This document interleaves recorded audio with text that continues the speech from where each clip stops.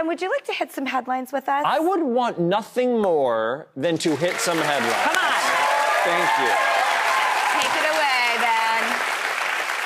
First up, a story from Thrillist. They are reporting that Spice Fusion, a tasty little spot in Kent, England, has a new promo offer, exclamation point.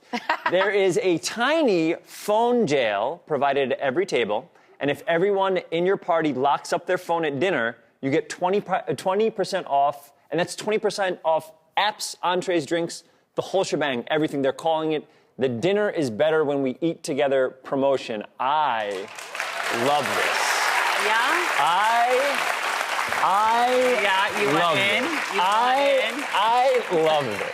I love this. I love this so The much. idea of being at dinner and not, when we're all on our phones, I feel like we don't get to connect and all that stuff. So I love the idea of putting our phones in a little thing and talking. And to get 20% off, oh my goodness, two things I love. So it's like, I'm into this. Would you do it?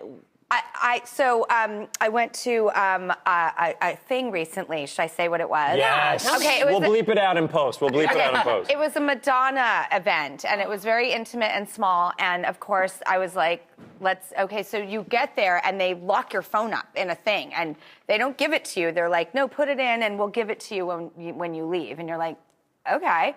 Great! Good! Yes, thank you. I mean, how many times have you done that when you're at dinner with someone and you're like, oh my God, I'm putting my phone down, I'm sorry. And then 30 seconds later, you're like, but I just want to check Insta. I do it all the time. And I feel like this would give me major anxiety. This is the only way you could get me to skip dessert. If you had to, you can have it when the meal's over. I'd rush through.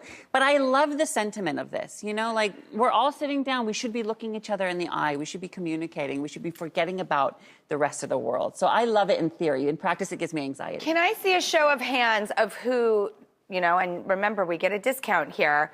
Who would be game for this? Raise of hands. This is amazing.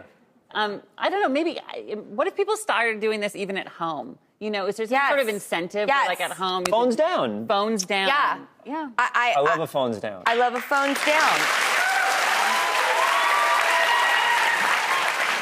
All right.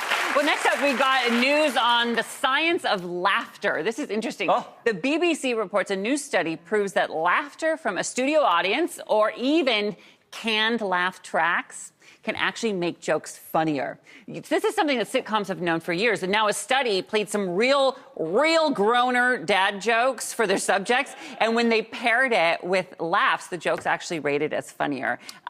So guess what? I have some of those jokes right here. I love a dad joke. Do we have a laugh track? We have a laugh track. Now, these are not good jokes. You understand?